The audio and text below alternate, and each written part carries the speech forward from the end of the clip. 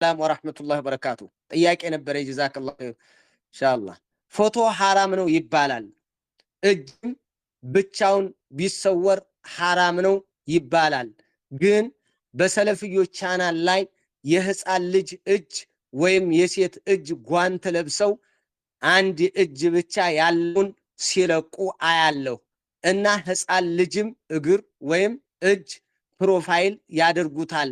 አቡ ፉላን ኡሙ ፉላን ኢንሻአላህ ብለው እላዩ ላይ ይጽፉበታል እጁ ጋር አቀናብረው። ይሄ እንዴት ነው?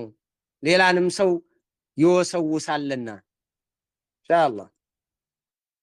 ውስወሳው ሌላ ከመሆኑ ጋር ዋናው ግን ሱራ ላይ ሱራ የሚሆነው ከአንገት በላይ ያለ ነው።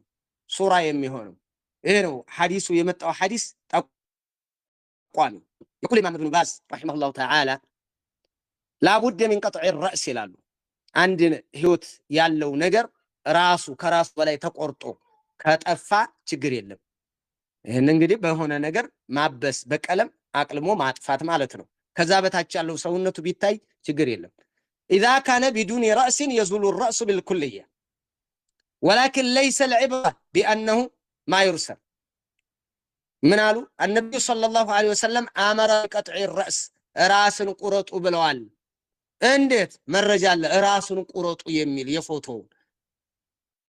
روى مسلم عن أبي اللهياج الأسدي قال لي علي بن أبي طالب ألا أبعثك على ما بعثني عليه رسول الله صلى الله عليه وسلم ألا تدع تمثالا إلا طمسته ولا قبرا مشرفا إلا سويته. ስለዚህ ምን መደረግ አለበት? መወገድ ያለበት ሙሉን መወገድ ያለበት أسيد على كن راس قرطو يميل رقمه. وروى البيهقي عن ابن عباس رضي الله عنهما قال الصورة الرأس فإذا قطع الرأس فليس بصورة. مجموع فتاوى بن عثيمين لا يعلن راس قرطو راس كتقرط بوالا صورة يهون صورة يهون صورة يهون. الشيخ ابن عثيمين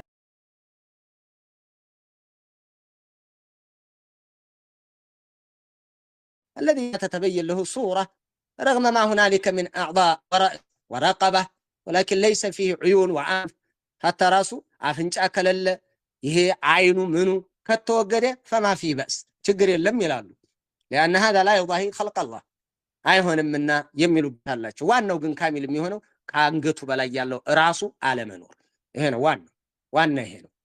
ይሄን በተመለከተ ትርሚዚ የዘገቡት ወصححه العلامة الألباني رحمه الله تعالى عنده من الحديث الله أتاني جبريل فقال إني كنت أتيتك البارحة أني تنانتنا مت اتشه نبر يا نبي الله لا تشو فلم يمنعني أن أكون دخلت عليك البيت الذي كنت فيه أنبر كبت بيتكو فمقبات يكلكلن يلم إلا أنه كان في باب البيت بيته بروا كبابي نبر تمثال الرجال نبر النانو يسو تمثال نبر فامر برأس التمثال الذي بالباب بروا أتقب يالون تمثال إذن فليقطع أنقطو يقرط فليصير كهيئة الشجرة عند زاف بيت يهون يا مالك أنقط هالبا كذا قبال لهم إيه صورة يميهونو أبزاهن يوم قزي كانقط بلاي يالو إيه نو صورة إج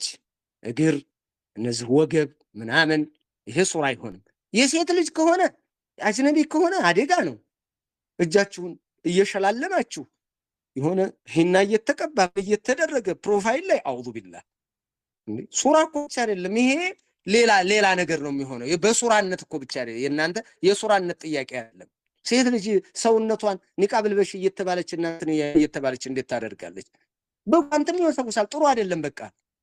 በቃ ጥሩ አይደለም። ጥንቃቄ አድርጉ። ይሄንን ጥንቃቄ አድርጉ። እንደ ሱራ ግን ማዕናው ይሄ ነው። እንደ ሱራ የሚሆነው እንደ ሱራ ጥያቄ ካንገት በላይ ያለው ይሄ ነው።